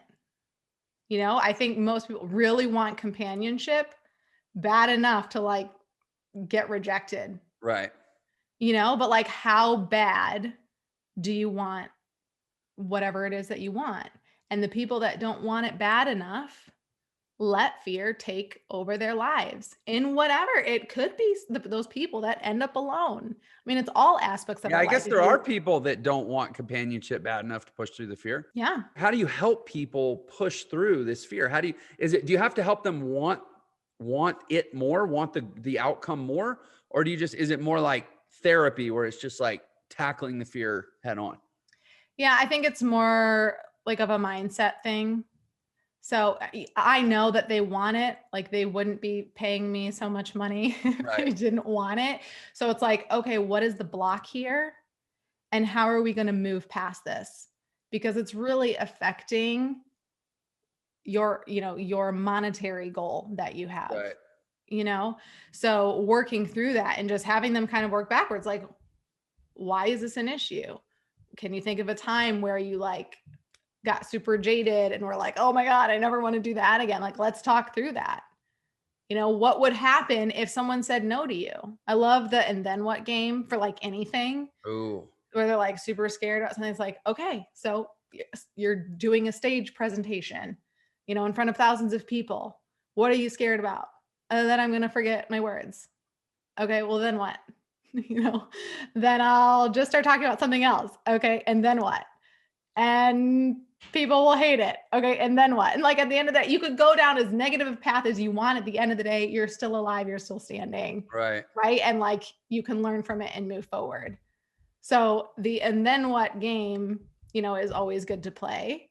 You know, but also just figuring out what their mindset is around sales. And like maybe they just really don't understand it. And they don't know what sales is and means. They think that it's stealing money from people's wallets, giving them something they don't want. Like that's in their head about sales. And it's like, no, you're adding value to to that person's life. You're giving them something that they want and that they need. You're going to improve their life from that. So let's shift your mindset and just attach sales to helping people. Because the more sales that you have, the more you're helping people. How did you get good at business? I mean, you said like you didn't have the natural sales resistance, but there's a lot more to it than just being able to sell. So what was your sequence of getting good at this? A couple things. One, a growth mindset. So always wanting to grow, always wanting to get better. I've sought out coaches. I myself pay for coaches, various things, mindset coaches, business coaches. You know, I spent time watching videos, listening to shows like this, you know, learning as much as I could. That's one way to get better. Another way to get better is just to do it and fail and learn. And so things were not perfect in the beginning. I've made mistakes. I've hired the wrong people. I've set up the wrong programs. I've made, you know, decisions that were like, okay, that was not the best thing to do. I learned and got better and my business grew bigger. And now, you know, I help people try and avoid some of those mistakes, but failing is a part of the process. And so you have to be afraid not to fail because you're going to do it. So the question is, in your failures, are you learning? So I've basically, with my mindset coach, we've basically redefined failure. And I've created this definition around failure that actually makes it impossible for me to, quote, fail. So my definition for failure is, any time that I don't succeed at something and don't learn a lesson. And the reality is that every time I fail, I learn a lesson. So my brain is actually telling myself that I'm actually never failing at things. And that helps me keep going and push forward. Where do you steer people these days as far as the best opportunities out there? 100% we have to look at not necessarily what you're good at, but what you find joy in. Yeah. Because if you're waking up to do something that you don't really enjoy, you're not going to push through the hard days. You're not going to move forward. So, identifying something that you are maybe knowledgeable about, but you also enjoy. So that's, one avenue to do. My whole thing is I'm all about working less and enjoying and earning more. So the people that come to me for coaching, they want to scale back their working hours or make sure that their working hours are doing the stuff that they love. Right. So it's helping them figure out, what would you enjoy doing? What's kind of your core strategy that you coach people on to get more leverage? Strategy, first and foremost, building a business with purpose and intention. So being insanely intentional about everything that you're doing is something that I think a lot of people miss the boat on. They're just like doing all the things to try and do all the things and get somewhere. And there's no intention behind it. So with what you're putting out right now, have you looked far enough ahead to where you want to be 5 years, 10 years, to where there's intention and purpose behind what you're doing now to fuel what you plan to be doing in the future? Most people don't even think about that kind of stuff. But with my private clients, we sit down and we do, a goals, session with their product suite. And we look at, all right, in a year, what do you want to do? What does your product suite look like now? What's the journey that you're taking your clients on? Do we need to fill any of the holes? And at the end of the year, what do you want to have created? And then that causes a ton of overwhelm because they're I have all these ideas and there's so much that I want to do. And so we zoom out and then we zoom back in. And we say, knowing what we know now and where you want to be at the end of the year, and you can even do this, 5 years and go back to a year. And then we zoom back in and we say, what's that first thing that you need to start doing to start the domino effect, to lay those dominoes down so that at the end of the year, you're there. And it was, it's not effortless, but it feels effortless, right? It just kind of tees everything up to move forward. So one of the things that I always hear you say, I think it's actually how you close out your podcast, is you say done is better than perfect. Mm-hmm. I just want to say, I mostly just wanted to say that because it's when I think of you, that rings in my ears and I'm like, yes, because when we talk about the rabbit hole, we talk about the shiny object syndrome that so many people go down. To me, that characterizes that as much as anything, is that they do all this stuff and they never finish anything. Mm-hmm. So I assume that's a big part of what you're doing. When you talk about working backwards and tripping the dominoes, it's like, what do you need to finish so you can get to the next thing that ultimately leads you to the big thing? Yeah, it's literally the main thing that has helped me be so successful. Because if I got so stuck on perfectionism, on, is this going to be good enough and all of that, I never would have launched my own business. And so many people are stuck in that. And I still, I'm guilty of still finding myself wanting it to be really good. Oh my gosh, now I'm multi-seven figure. I have this persona to hold up. And then I have to be wait a minute, Chrissy, what do you tell all of your people out there? Done is better than perfect. Get it out there, see what the market's going to say about it. You can go back and make tweaks and modify it, but you're never going to take that next step forward and do the thing you want to do if you are just trying to be a perfectionist and and comparing yourself to everyone else and trying to do it better. Just do it.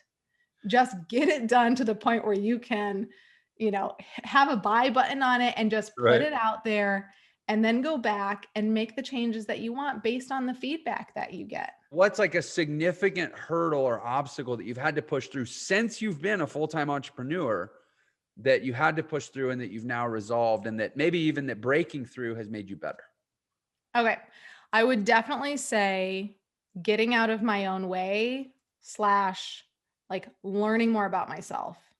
So the personal development has been huge. And I often realize that it's like my own insecurities or my own fears or, whatever that's really holding me back, or not wanting to take other people's advice. So I actually love taking advice from coaches. I hate taking advice from my husband. And I do. Anytime, and he's in the business world, like he's super smart in this stuff. And I'm like, like, because you said it, like, nope. So like being able to get out of my own way and be like, where is this coming from? Why are you acting like that? He has value to add. Why don't you listen with an open mind? Has been just tremendous for my business, for my personal relationships. And it just made me a better human being. So the more you can learn about yourself and just get out of your own way, the better off you'll be. The better off I am anyway. Why is it that there's certain people that we can't take good advice from? So here's what it was for me and with my husband. When he was sharing advice, hey, you should do this. I heard, you're not doing a good enough job in your business or running your business or managing your business. That's what I heard. Right. So I took it in through my filter, through my insecurities, and I heard something totally different. And it wasn't until I think I was doing mindset coaching that I was like talking this through, and I was like, oh my gosh, like that's it. Like it's a me problem.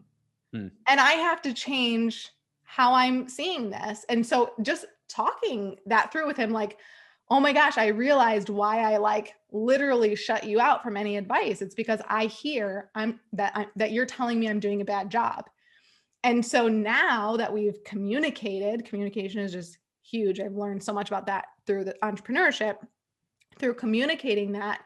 He's always often so much better when he's going to share advice. He'll say, look, you've done an amazing job. You've done a fantastic job. Like you've grown this to be amazing. What I noticed in this company that we're building, this worked. Do you think that that would work for you? Or maybe think about how that could impact what you're doing. So by me sharing with him kind of how I was taking that in, he's even switched up how he talks to me. But if he didn't, sometimes he doesn't. And he still says, oh, you should do this. Or why aren't you doing this? Or did you do this yet? I have to remember, okay, wait, he's not judging me. He's genuinely trying to give me advice because he knows that I want to succeed. At the end of the day, you're only accountable to yourself. You can sit here and, write out that you completed all of those things when maybe you knew you only read 9 out of the 10 pages, or you only had 120 out of the 132 ounces of water you should have had. The only person you're really cheating is yourself. And I think that's applicable in all areas of life, right? Is that word integrity is so important, whether it's in business, whether it's in your relationship with your spouse, whether it's upholding your word and doing what you said you're going to do with your children or with your employees, or just to yourself. And so for me, that was a big thing that I was going to carry through. We all kind of find ways to rationalize excuses or why this couldn't happen or why it's not an ideal situation or circumstance. And how many times have we done that in so many different contexts of life? And so for me, it was really exciting to start stacking those wins of integrity and discipline and focus and just pure outcome-driven results on top of each other every single day. And what that kind of, fueled into other areas of my life. And one of the things that I always talk about in terms of, health is a big part of, we'll just leave it in the word millionaire, right? In that context, there are really 2 different types of millionaires. There is the millionaire who is a financial killer and they've got a great business and they got a bunch of commas and zeros in their bank account, but they're bankrupt in their health. They are bankrupt in their relationship with their spouse or their partner. They're estranged, or they're bankrupt in their relationship with their kids, with their employees. They don't give back to charities or causes outside of just serving themselves. But then I realized there were other millionaires who not only lived purposefully, intentionally disciplined in how they ran their business and built their wealth, but they lived as equally as intentional and purposeful and lived like a millionaire in their marriages and with their kids and in their businesses and in their communities, and the list goes on and on. So I wanted to study the whole life millionaire and how are they taking this holistic approach of discipline and focus and goal setting and purposefulness, and not just the financial pillar of their life and garden, but in all gardens of life. And at the end of the day, what I realized was almost every single one of them, at least that, were financially abundant, but also extremely abundant in every other area of their life, were extremely purposeful and curious about how to take and enhance their health and their nutrition to another level, because they knew that when they were physically optimized, it ultimately made them mentally optimized, which those two vice versa kind of feed off one another. And when one of those is off, it at the end of the day showed in their performance in other gardens of their life. So for me, I've always been very intrigued on what other people are doing and how they're doing it, and just trying to be my own experimentation on what works and what doesn't. The wars and the battles that we have in our mind every single day, those are the things that ultimately, when I go back to like integrity, right? When I'm like doing what I know I should be doing at the level I know I should be doing it at, whatever the results end up being, I can live with that. But when I'm selling myself short, and then I'm selling my employees, or I'm selling my kids, or I'm selling my wife, or, anybody short of what I know I can bring to the table, then there becomes this inner friction and turmoil and battle that I have up in my head. You suck, you're weak, you can't, right? All of the stuff that we all know we shouldn't be saying to ourselves, but at the end of the day, we all do, right? And so when you stack those wins, and for me, you said yours is your health and nutrition. I have two lead dominoes in my life. If my health and nutrition is on point, I'm that much more dangerous and weaponized in all areas of my life and my business. And when my relationship with my spouse, my wife, is on point, I show up as a better husband. I'm more energized. I'm happier, going to work and all of those things, right? So I started playing around with this kind of, and inspired by people like Tim Ferriss and other kind of life biohackers, right? That are always like trying to figure out what that next level of performance or awareness or clarity, right? Always that next level of 2.0 in yourself, your lifestyle, your income, your bank account, relationships, whatever it may be, right? As entrepreneurs, as business owners, of people who have big goals and dreams and aspirations, it's what we're always going to be designed to do. We want to know what is next, right? And so for me, I said, you know what? I'm a rhythm and a framework guy. I like having guardrails because I'm a Dr. Jekyll and Mr. Hyde type of guy, right? Like when shit's good, it's good. When it's bad, I'm going dark, right? Mhm. And so for me, I needed to know when I'm operating, and when you feel like, and we all know kind of when you feel like you're in that flow state, right? Of like, man, I feel this momentum. There's nothing that can bring me down. I'm dialed in. I'm the Terminator. Whatever gets put in front of me, I'm taken down, right? And I said, I've never really taken inventory of what's going on in my life, what's going on in my routine. What does my rhythm look like when I'm operating at that level? And I'm a big awareness guy, because when we're more aware on what's going on and we're clear on what that is, we can either get in and double down on what we're doing to crush it, or we can maybe course correct or tweak or pivot or optimize if things aren't working according to plan, right? And so I took inventory of when I'm operating at what I just called 90% or better. And there were really these 10 things that I wrote down. And I would encourage anybody to go, when you're in that flow state, when you feel dangerous and weaponized in life or in business, health, relationships, all areas, right? What is going on? And for me, it was I'm eating clean and healthy. Usually I'm doing some type of intermittent fasting, whole foods. I'm getting 6 to 7 hours of sleep a night. I'm working on projects that I'm extremely passionate about and enthusiastic about, which really that energy flows into all other areas of my life through and beyond my work. I'm working with world-class talent who I have fun with and who challenge me and who inspire me. So who are you surrounding yourself with as you're doing those things? I'm making money. Let's be honest. I love making money. And when I'm, making money, everything seems to feel and be better, right? My morning and my evening routines are dialed in. I'm working out consistently and challenging myself physically. I'm emotionally, spiritually, and physically connected to my wife. And I am playing full out as a father and getting quality time and creating memorable moments with my daughters. And so when those things are happening in my life, I'm pretty dangerous. I'm pretty happy. I'm pretty fulfilled. I'm pretty purposeful and productive. And I notice that when I feel like something's a little bit off or I'm slipping somewhere, I can literally go back to every single one of these pillars and usually spotlight something that is slipping and is bleeding into other areas of my life slipping too. But knowing at least what my peak performance is, I then can be a little bit clearer and more purposeful when I'm aware things are off. What do I need to go plug back into that I know will at least allow me to swing that pendulum back and create that momentum going back in the right direction? At the end of the day, everybody has a different definition or vision of what living a rich life looks like. For me, it consists of these kind of 4 pillars though. R in rich stands for relationship. So having very purposeful personal and professional relationships. I, having very intentional and purposeful plans around your income and your investments. So your active income and your passive investment vehicles. Then you have C, your community and contribution. So who do you surround yourself with? What are you plugged into? Mastermind groups, Chamber of Commerce, whatever it is, right? And other causes and charities beyond just serving yourself. Mm-hmm. And then H, health, mental, physical, and spiritual, right? And that can encompass a lot, but that's my definition of a rich life. And then obviously everybody under those categories can design different goals and approaches and intentions behind those things. But I like to use frameworks because life's complicated and there's so many different hooks and so many different distractions that are going to pull you in so many different directions all the time.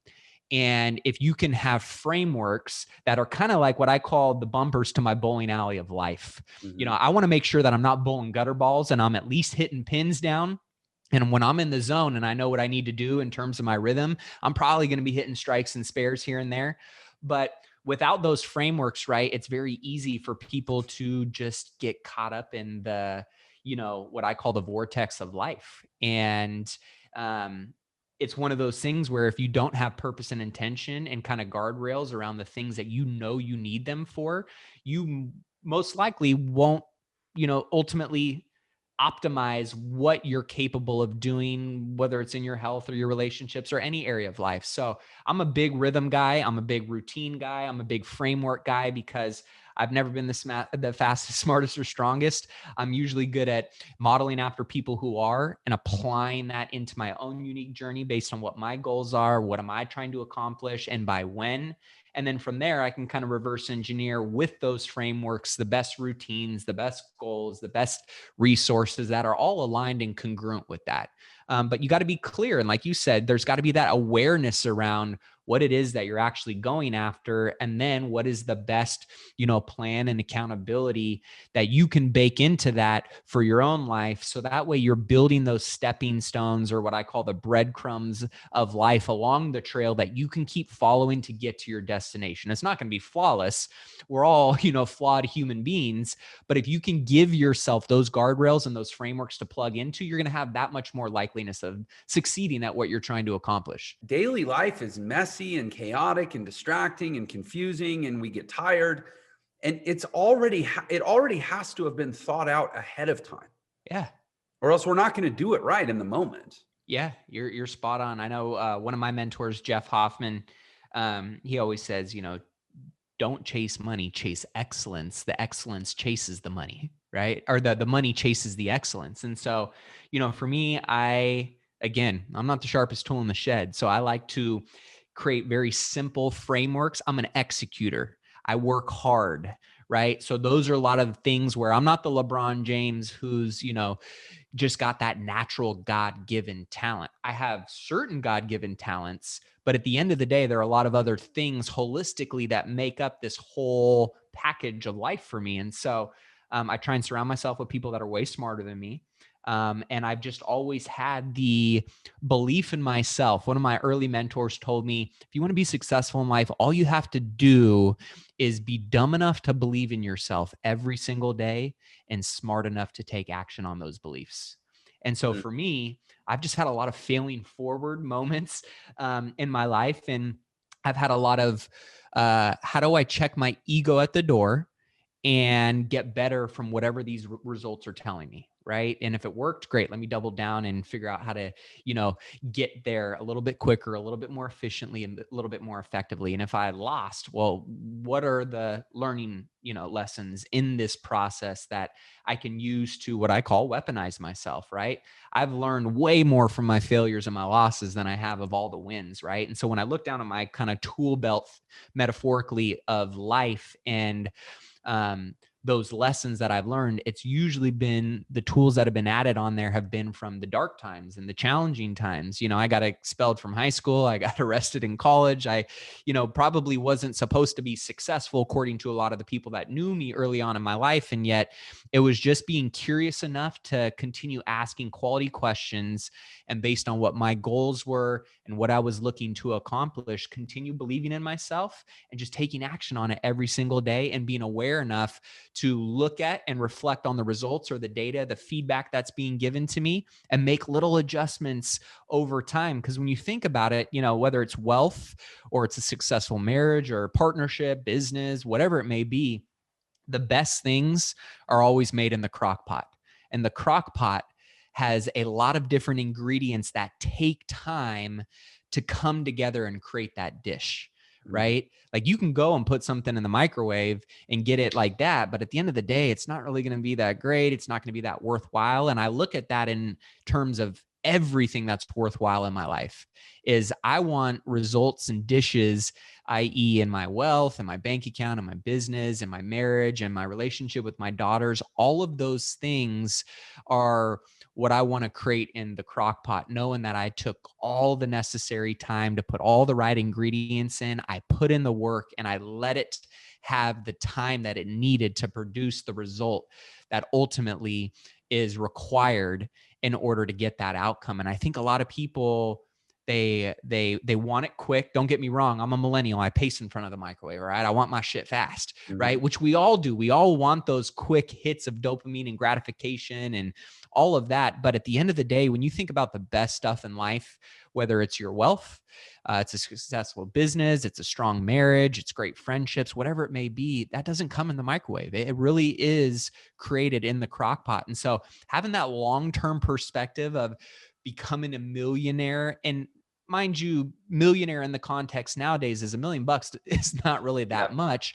And at the end of the day, the people who have become millionaires will tell you that when they looked at their bank account statement the day before and the day after they became a millionaire, they didn't really feel that much different, right? So I'm a big believer that money only makes you more of who you already are. And it's just going to give you more of a platform and a spotlight to truly exemplify and enhance those qualities within you. If you're a good person, you're going to use your money and your platform and your brand and your opportunities to go and make an impact and to influence people and to create a better life for yourself and for your family and other things that you're passionate about. And if you're a shitty person, you're just going to find more opportunities to be a shittier person when you have that money as well, right? So I really do think money is absolutely important, and it's a very strong tool and resource that every single one of us who has good intentions and has really amazing goals tied to their money should 100% chase and go after. And it shouldn't be demonized, and it shouldn't be this bad, negative thing that oftentimes we've seen and heard for many decades and years, whether that was through parents or teachers or grandparents or in the media, right? I think, more and more people should aspire to be millionaires, but there is a plan and a path that goes along with that. And there are many different ones that all converge to kind of crossing that threshold milestone, but be open and flexible. And at the same time, know that there are foundational principles that are going to help you get there without you having to struggle and learn those things on your own by listening to shows like this. Why is it so hard to do the right things consistently over time? One of my early mentors told me that repetition is the mother of all success. The people who have the ability to do the monotonous, boring shit every single day, whether you want to do it or not, right? Because motivation, as many people would agree, is, garbage, right? It's never there for you when you need it most. And so how do you win those conversations up in your own brain that then physically can create a different result in action for you? One of my favorite analogies or acronyms is called POINTFAR, PTFAR. And ultimately it is your P is your programming, your subconscious mind, right? Leads to your T, thoughts. Your subconscious fuels your conscious.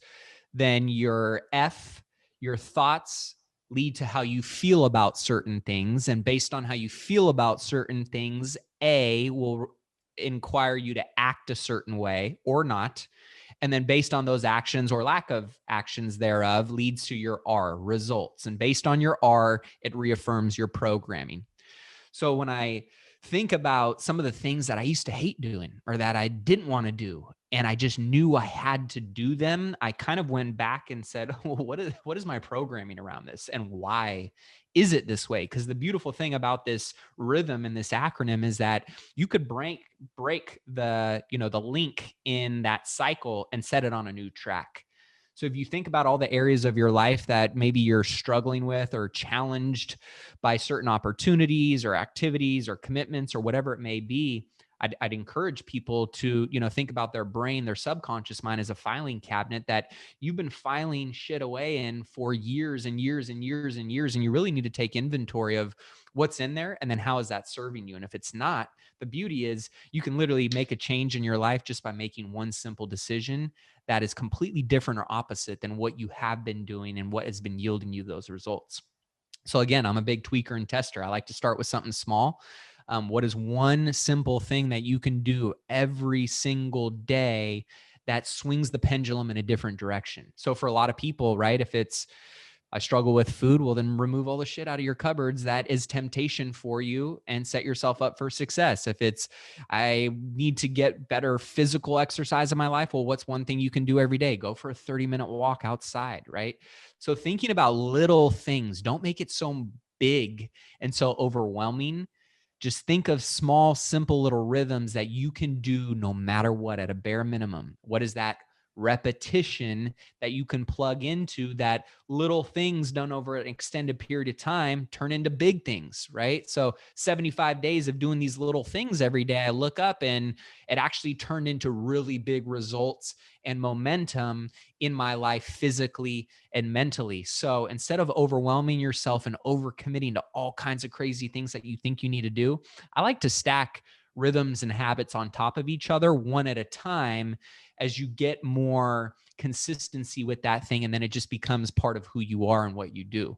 It's kind of like breaking through whatever ceiling you feel like is hanging over your head and making it your new floor and your norm of just what you do, how you think, how you act by very simple routines. So I think that's something that people could probably take inventory of and look at habits that aren't serving them and what's one habit that they could incorporate in. But when you look at, anything in terms of going back to the context of the crock pot, anything that's worthwhile having is going to be something that is usually probably a pretty simple answer or framework.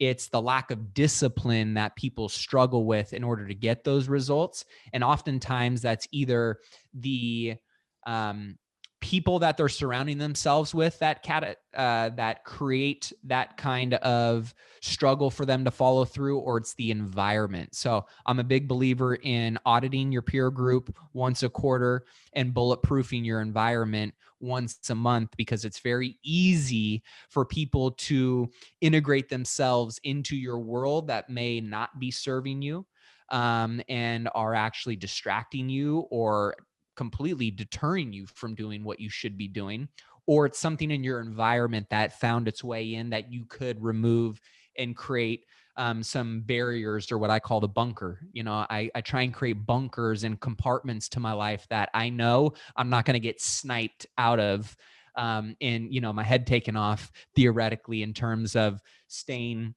focused, dialed in, and consistent with the stuff that I know I need to. If you want to get to the source, you have to rework your programming. Mm-hmm. And that's hard because programming lives in the subconscious. Yep. Which means you can't consciously work on it. But I'm curious for you, two things. One, your programming strikes me as pretty solid. How did you get solid programming? Was it something you were blessed with at a young age? Is it something you worked hard to arrive at? What was that journey? And then also, I guess part two of the question is, how do you advise people to start doing that work on themselves if their programming's off? Yeah, I mean, that's a layered topic and conversation, and I think it's, you got to meet people where they're at, and there's a lot of layers to that in terms of, whether it's baggage or trauma, who's influenced you, what does your kind of operating system look like now, and why does it look that way? First and foremost, you really have to take inventory of your programming. I'll give you an example. So for me, my programming early on in life, when I was hanging around 9 people who like to smoke weed every day and drink and party and not do shit, I became the 10th person. And that ultimately really kind of rewired a lot of my programming by being around those people and being in those environments. When I got arrested and I was, facing some actual consequences in jail time, I was so scared of the reality of what my actions and the path I was on had led me to kind of face, that I committed to something completely opposite of that, and kind of just said, I don't know what it looks like, but I'm going to start taking the steps to go in the opposite direction of what I've been doing. Right. So it could be just doing completely different things than you have been doing. But to get a little bit more granular, I would say for me, it's been this awareness. I've been going to different retreats, different, coaches. I've had a lot of different spiritual coaches. I've, been in and out of different, I would say, religious circles, and how that has impacted me. But for me, it was really a lot of, to be completely honest, the psychedelics that I've done over the last 10 years of my life. I've done a lot of different psychedelics, some recreationally, just being young and immature and wanting to party. Right. And others, as I've gotten older, to go, I really am going to do deep rooted work on my mindset, on my soul, based on what it is that I want to become, who I envision myself being.